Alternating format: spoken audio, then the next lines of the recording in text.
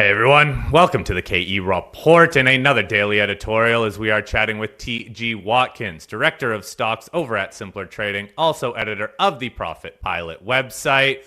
We're video recording this interview again because TG is going to be sharing a number of charts, key levels that he is watching, starting off with the broad averages. TG, last week, felt like there was a lot of fear that crept into these markets. A lot of traders and a lot of the commentary we were hearing were people saying, uh-oh, these markets are really dropping. Where's the next support level? And then on Friday, talking to some people early on in the day, they were saying, look, these markets just can't find support. They keep on dropping. But then sure enough, as markets do at the end of the day on Friday, they came ripping back to actually close the day positive. Now, today, Monday, we're seeing some more weakness. So, TG, just broad comments on these markets. How much pain could we still be in for anyone looking to trade these on the long side? Yeah, that is definitely a conversation. I went to cash last Monday. I would have done it Friday, except I left the market early to go on a family trip. Darn. But basically Monday, because I made my weekend video doing the overview of the market, and I was like, oh, this does not look good. Things are just getting hammered. Like it was just across the board. Things just were going straight down. Everything that was looking good suddenly fell apart. And I saw it across the board, and I was like, ooh, this really doesn't look good. Something's going on. So yeah, Monday, I just told my subscribers, I said I'm going to cash, and then I'm going to be day trading the SPX, which has been great. We've actually had some really, really good trades. We just caught that bounce on Friday, so I can kind of walk through with that. The market had been down for, I think it was 7 days or something like that, pretty much straight down 7 days. And I was starting to see some divergences. And if you go look around at some other indices and stocks and stuff, basically about Thursday, I was starting to think we should get pretty close to a bounce. Thursday rolled over, continued to go down. And then on Friday, we opened with a gap down, but we not only opened with a gap down, we went right into previous support. So if anybody is out there looking at the screens, we came right into this level. So you can see that there's kind of a level here, here, all through here, and then that's where we bounce. We also hit some outer boundaries for my indicators. And then we had the put call ratio spike to 1, which tends to mark a low at the moment. And then, so we went long at that point. And then the whole Trump and Zelensky news came out, and the market rolled over even more. And I was seriously feeling the pain. I was like, oh my gosh, am I willing to hold these longs that I just put on over the weekend, especially with all of this kind of stuff, and people are freaking out about that kind of news and the heated argument and debate. But then I just kept holding on, and the market just suddenly kind of started to kind of regain its traction, a little bit of footing by the end of the day, Friday.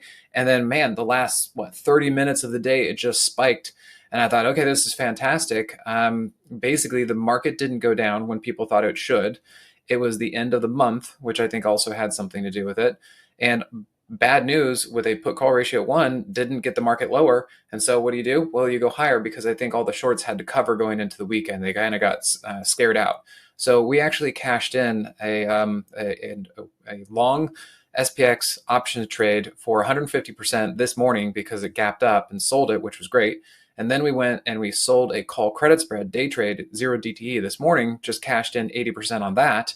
And so, yeah, this market's all over the place. I'm tentatively looking for the market to bounce from here. Kind of like what we saw Friday. I want to see if we can get the market to come up closer to SPX 6030 later this week. If it can do that, great. But I am very concerned that actually might just be a bounce and a downtrend. So we're really just day trading stuff in here, looking for a bounce, and then we might go lower. And if you're asking kind of like, okay, where are we going overall? Well, we've already moved down 5% from the highs with the SPX. There is a possibility that we might need to go 10%, because 10%, if you look here on my screens, gets us below the weekly 21 and actually to this lower trend line, lower indicator line that I use for my charts. And I think it's certainly possible. A lot of people are kind of out there talking about it. And as I said, we've bounced at 5%, but we could have some more downside, 10%. 9%, 8%, something like that. There could be a little bit more. So I'm definitely not saying that the low is in, but I'm looking for a bounce right about here. Well, TG, let's get into that a little bit more about finding the support. I don't know if those indicators you have, are those the Kelter channels on there that you put on? Yeah, those are Kelton channels I like to use, third factor. So when you're looking at something to bottom, what kind of confirmation do you want to have that it's not just a dead cat bounce, that it actually is going to have some follow through? Well, this is all the stuff that I teach in my Moxie room and Moxie trading room stuff. We actually have a class that I'm building coming up April 5th for that, not to plug it like that, but that's what I'm building and trying to teach people to show that, because that's why we took a trade on Friday and we sold it today, is because I could tell that this was just kind of the first move. And then that's why I was expecting a pullback this morning, which we traded also. And now what I'm looking for is this to hold. So the fact that price right now as we speak on Monday morning is back down here at the previous low from Friday. If that generally holds and moves up, then that's why I'm looking for another bounce, maybe a 2 or 3 day bounce up to about 60.30 or so. It's a process, and it's a fairly consistent process, which is why I've been able to take a long trade, then a short trade, and now I'm looking for another long trade. But once we get up to about 60.30, maybe even 60.50, that's a little bit crazy. But I would be looking for a short after that, because I'm not confident that this market is really ready to actually go up after this. TG, one thing I find interesting is that the last time we had just a 10% pullback in the S&P was back in July. And that was the only 10% pullback I believe we had all year last year. So what does that tell you about maybe just the overdue nature of some sort of at least slightly more significant pullback in these markets? Yeah, I think that's kind of what's it, because I've been looking around at, I like to trade the small caps and everything. And really, for the most part, they were looking fantastic starting August of this year. So, I guess right after that 10% correction, interest rates were coming down. The economy wasn't looking too bad. And this is even long before Trump became president or anything else like that. The small caps and the market as a whole were really looking pretty good. And that's how I was able to double my stock account in a few months before the end of 2024. And then things were looking good. But then, I don't know, I feel like things were still looking great, but now everything's coming down. And I don't know if it's because they got a little overbought from a technical standpoint, or some of the uncertainty about Trump and tariffs and stuff like that are kind of heating up a little bit. It does seem like the market's getting a little bit nervous. And so it does seem at this point, I think we should start to expect a little bit more of a correction. I think everyone is starting to talk about and wonder, is this the top of the market? And I just don't know that right now. I think it's a top right now, but I don't know if it's a 5 or 10% correction, or if this is going to be something bigger. So I'm just going to, look for the little bits and pieces here and there. I don't see anything that says go shopping long term yet. I'm just kind of looking for a bounce, and so that's where it's a little bit challenging right now. Well, let's look at some of the bits and pieces. Let's look at some of the individual stocks that you think in the small cap world maybe have an edge right now, even if the rest of the IWM maybe is lagging.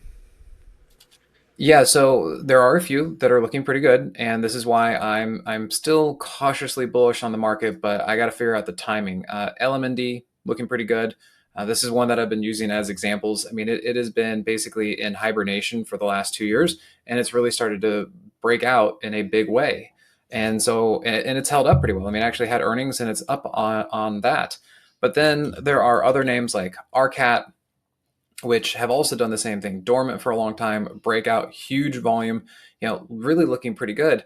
But I don't know where the low is on them yet. I don't know where the bottom is yet. We've been trading this thing a few times, and we've had some good trades, but I got stopped out on this last one when I said, hey, let's go to cash because the market's not looking good. And so these things are still basically pulling back until they say otherwise. And that's why I'm saying I don't think the market's ready to go up yet, because these things don't look like they're quite ready. So if you can find a couple names that are doing well, great. But otherwise, I'm mostly in cash, and I'm waiting for the entire market to kind of give me a better signal. This also just because tech has been so weak that we've lost that complete leadership that, quite frankly, money might not even be looking for anywhere to go. It's simply getting defensive. Yeah, I mean, look at XLK. We're seeing some negativity here. We're starting to break below the monthly 10. That's a longer term trend. That is not great that it's getting below. I'm actually starting to see Moxie exit signals on a weekly chart. That's not great. And XLK, if we look on a daily time frame, it has been very choppy, kind of similar to SMH, the semiconductor index. You can see here that it really just could not get past its previous high of 240, made it really, really choppy, and now we're breaking to new lows. So yeah, it's looking pretty rough out there. Tech and growth is definitely looking rough. One of the few shiny spots I see is XLF, which is the financials. And my only concern is I don't want this to be kind of a repeat of what we saw with the S&P, 2 weeks ago, where we made a new all-time high and then it rolled over. So I don't want to see XLF making a new all-time high right now and then it be a trap and roll over. So I'm still trading everything very cautiously. When you look at some of the sectors that were really running last year, I mean, you just mentioned the growth in tech is getting hammered a little bit, but I kept thinking about the talks we had about space stocks and about quantum stocks and about some of those other sectors. Were those just a flash in the pan, or do those have some room to come back? Because they really have gotten pummeled. Yes, that's part of my whole conversation here is that if the market is just telling us, "Hey, I'm overbought, overdone, things are a little cooked to the long side," ultimately I'm going to be bullish again. We're just going to do 10% correction. Then I look at things like Rocket Lab, and yeah, they got pretty ridiculous. I mean, Rocket Lab, I forget, I mean, went how many percent and how many months, and then just was vertical. And so now the market's trying to put everybody back in its place and kind of spank the back of their hand and say, no, no, no. And so things like Rocket Lab are coming back down to earth, which makes sense. I'm okay looking at this. As long as you're not getting too damaged by stuff like this, let them go by. Because if we can pick up Rocket Lab somewhere closer to $15, great. That sounds like a good discount, a good deal to me. But we have to wait for them to pull back. You don't want to try and catch a falling knife. You don't want to just guess where the bottom is. We got to wait for these things to come down and figure out where that is. You could look at IonQ. These were also really big names that had some big moves. Now, I was willing, and I took a trade on QBTS, which was another quantum stock. It looked like they had bounced off of their weekly 21s, and maybe we were going to have another kind of move up here. You can see this through IonQ. But again, when that didn't work and they started rollover, I went to cash and I just said, oh, these things are not working. It's not the right opportunity. And now they're coming back down to more major support areas. And, given the next, I don't know, few weeks, maybe a couple months, I have no idea how long, we got to just wait and see if these things have found new lows and they're ready to move back up again. Even if we look at Tesla, this is a huge one. Now, I know a lot of people might blame the politics of Elon, that situation, but I will say if we just really look at the technicals on this, that was a massive move. And it really just outran all of its support. I mean, if you look at this, look at the giant gap on the monthly chart between price and the monthly 10 SMA. I mean, this thing was just too far away. And now that the market said, hey, we're a little overdone on the long side, let's come back down. Well, I look at Tesla as potentially, and again, I'm not quite there yet, but potentially a buy at here, call it 288, because it's sitting on the monthly 10. So that's what I'm going to be watching and seeing if any of these names start doing this kind of thing. Then really they put the genie back in the jar, and because things got overdone, and now let's try again later. So really the only things that I'm seeing up today are bonds, I guess more of a defensive trade. However, the dollar is way down today. Gold, silver, those are doing well as natural gas. The underlying gold stocks, those were up much more today, but they're selling off a little bit with the market. So any strength, any tradable plays in the only sectors I'm seeing is up today? Well, gold, same thing. I mean, it's had a really, really solid move. I've been telling my subscribers over the last 2 weeks, I say, hey, great move in gold, but don't keep buying it up here. It might keep going up eventually, but you got to realize when it's going to pull back. And you don't want to buy the top, you want to buy the pullback. And we're seeing that with gold here. You can just see like it kind of hit my upper counter channel and now it's pulling back. So I don't know if this is a problem yet, but it's just not buyable yet. I mean, you can see how it rolled over. In fact, for those of you watching the video, you can see the Moxie indicator on the hourly chart getting us in and getting us out. There's your Moxie price trigger to the long side. There's your Moxie price trigger to the sell side. That caught 90% of that trend. That's pretty fantastic.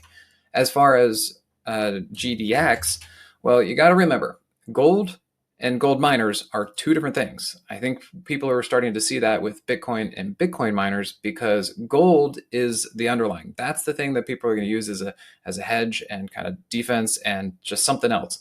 Gold miners, you have to remember, are still companies. So even though gold might be up, if the market gets into trouble and people need to raise funds and liquidity and they get margin calls or something and they're losing money, they will sell whatever they can. And gold miners as a company, as stocks, they will sell. Okay. They may not sell gold, but they'll sell the gold miners.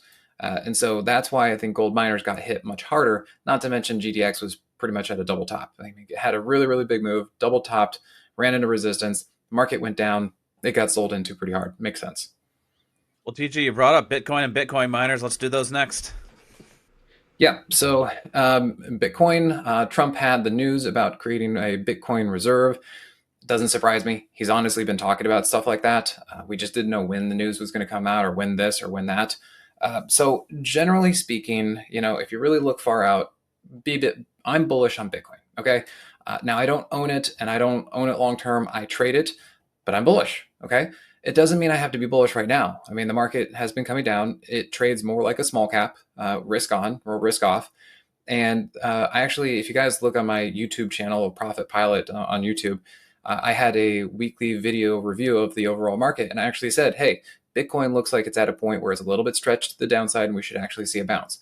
Now, go figure, news comes out, Trump talking about the strategic reserve, and it jumps. So I was seeing it from a technical standpoint. There also happened to be news.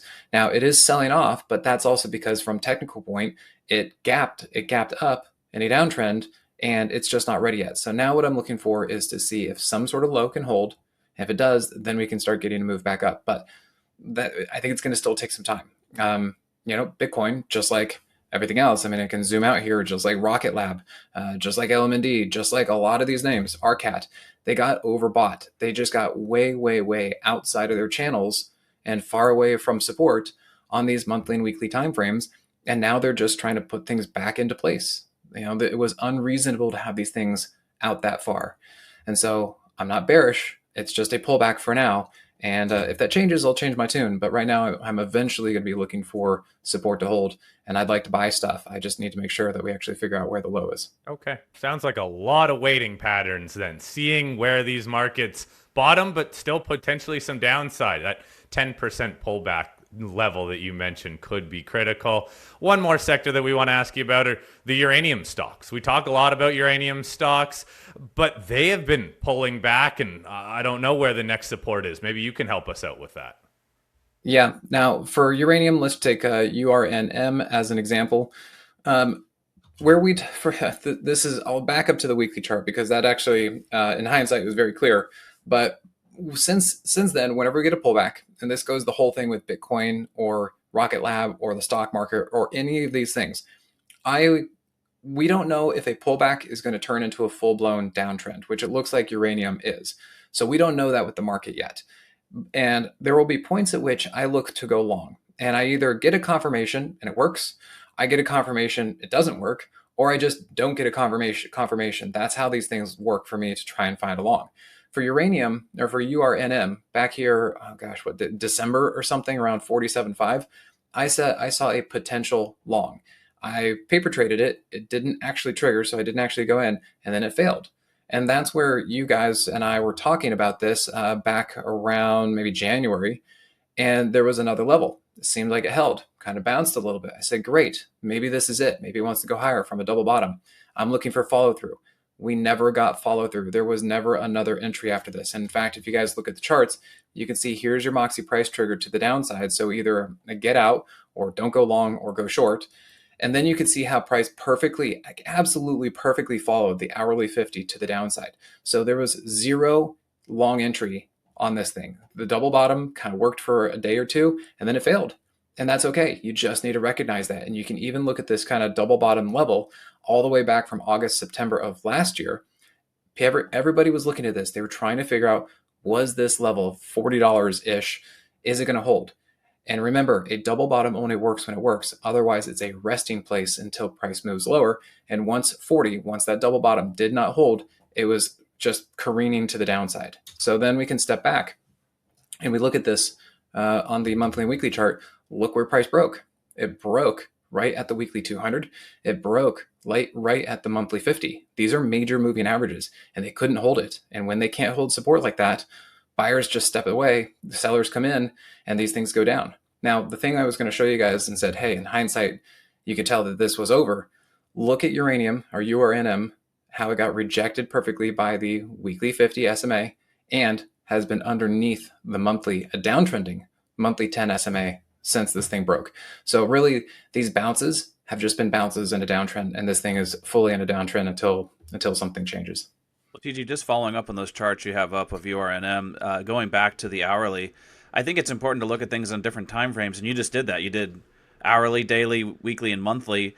when you show that moving average and how it's just following price in the hourly like that, I think it's very telling. And a lot of investors may not look at an hourly chart. So maybe speak to the importance of sometimes zooming in and zooming out on different time frames and looking at the moving averages.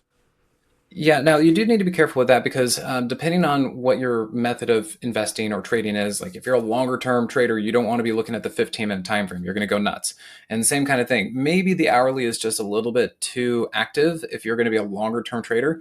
But we could see the same situation happen on that last bounce. Look at price, how it bounced up into the underside of a downtrending daily 50. The fact that it could not hold it or get past it meant that it got rejected by it. And that was a further continuation to the downside. And for those of you who are longer term traders, you look at the daily, it's proving to you that this is not wanting to go up. In fact, that last one where I told you guys in December, notice how the daily 50 never crossed over the daily 200.